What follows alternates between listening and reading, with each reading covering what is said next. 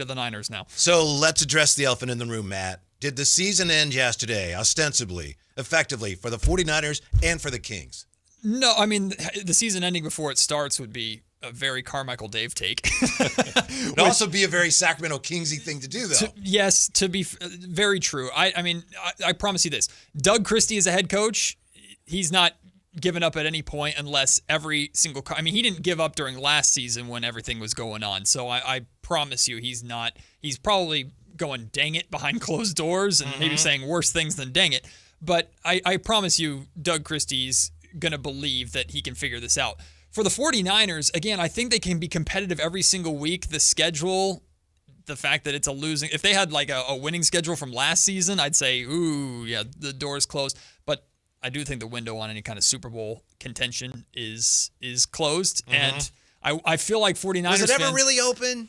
maybe a crack. I mean, when you came into the season and you could convince yourself that – I mean, everybody was talking about if Christian McCaffrey could just stay healthy. He's the only guy staying healthy at this point, and he's being targeted 300 times a game. So, and you're flirting with that. So, I think that both teams have plenty to play for still, but it just might play out the way we expect. What do you think, Jay? Did the season end yesterday for the Kings and for the 49ers?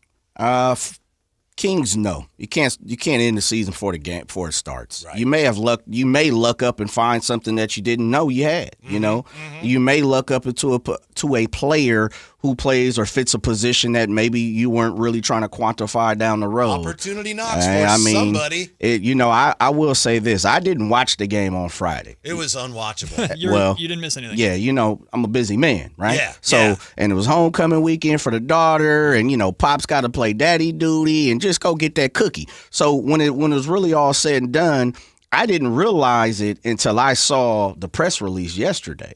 And once I got the press release yesterday, now I'm on the phone. I'm tapping in with everybody. Well, who the hell's going to start at 4?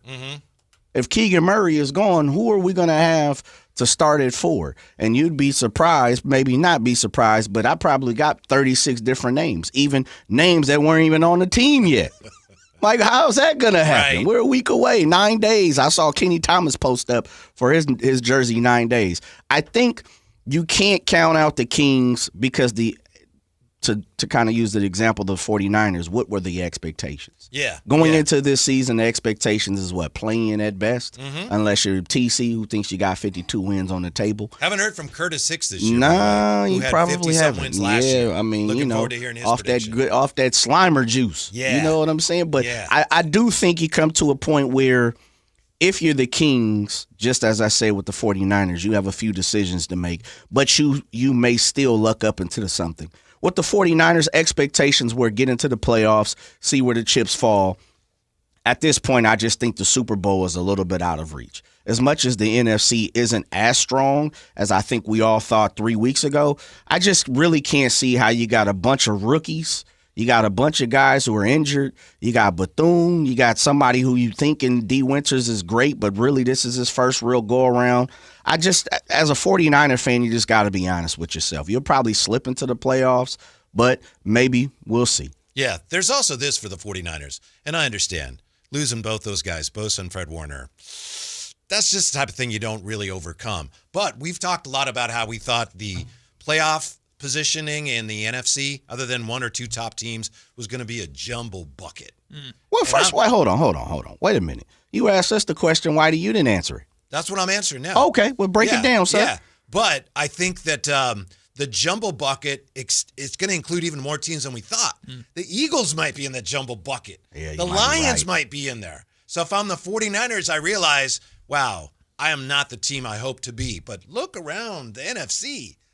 Maybe we got a shot at getting in the playoffs, winning the playoff game. Who knows? It's not going to be easy. And, it's very difficult with a defense that, already they had 10 players on the field when Fred Warner got hurt. Did you know that? That's terrible. Yeah. So I know it's going to be a challenge, but I think the NFC is going to be even more wide open than we thought. So what the heck? Let's see what happens. I think it's the entire NFL is wide open. Yeah, this is the most college-like NFL Right. season I've ever seen, to where anybody can win on any given week, and I have no idea what the Super Bowl picture is going to be, which to me is always exciting, even if the NFL might be spooked by a potential, let's say, Buccaneers-Bills Super Bowl. And it's like, market-wise, it's probably not the most exciting thing, but from a storyline standpoint, Baker Mayfield versus Josh Allen, I'd be all for it, just from an interest standpoint. But it feels like the team that's able to thrive in chaos the best this season is going to be the one to make it all the way through. And while I'm not saying that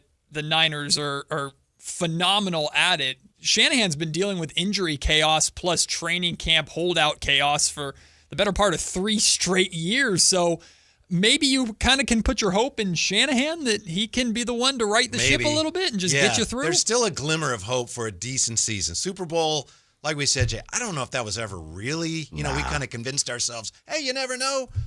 But a good season, a good ending to the season, I mean, maybe there's a glimmer of hope for that. I know that Matt Barrows today was on with Carmichael Dave, and he was asked all these questions that we're asking, and he said, that's just going to catch up to you. Well, you just don't have that many good players. It's going to catch up to you.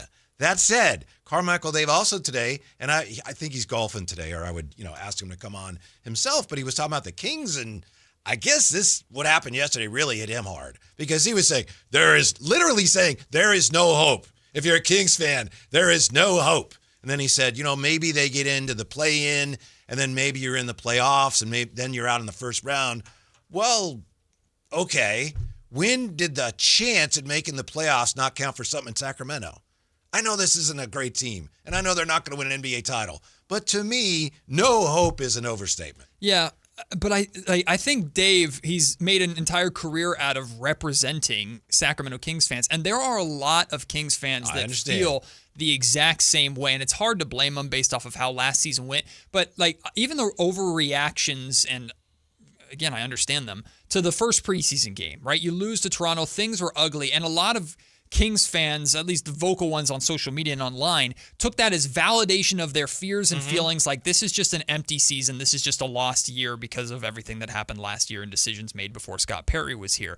And there are already some on the bandwagon of, hey, focus on the young guys, make this a development season, punt the year, try and get the best draft pick you possibly can, because the worst place you could be is a place the Kings are all too familiar with, which is right in the middle. That's where they've been for the vast majority of this playoff drought, and they're slated to be right there again. So I understand, hey, if you can choose a side, it's easier to choose losing than it is to choose winning. And I think this Keegan Murray injury, for people like Dave and Kings fans who want this, is just another...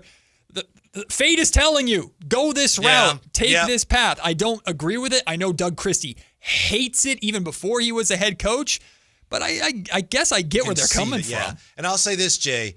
I mentioned to you that I thought the game Friday was unwatchable, and I want to clarify that. The game, it was just a preseason game, right? But they had the Blazers feed. That's what we saw. Yeah. It was their scoreboard feed. So every time Portland scored a basket, the Kings would have the ball, and you'd want to see their half-court offense. You got 3 replays. There's Jeremy Grant. Here he is again.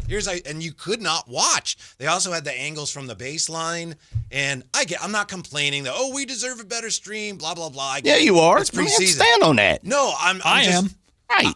Why are we backing down on that? Well, I'm not backing down. I'm just saying it's business. No one is going to go spend money to send a team up there to show the game. True. But I'm saying it was unwatched. I ended up watching baseball. It was hard to watch. And Jay, couldn't watch the game. What we did see was interrupted by the officials. There were 73 free throws in this game. Yeah. Damn. 33 for the Kings, 40 for Portland. So it wasn't like it was one-sided. It was just like the whole point of preseason is to develop a rhythm so you don't limp into the season with rusty basketball for the first week. And I know the officials also use the preseason too to get right and get ready themselves.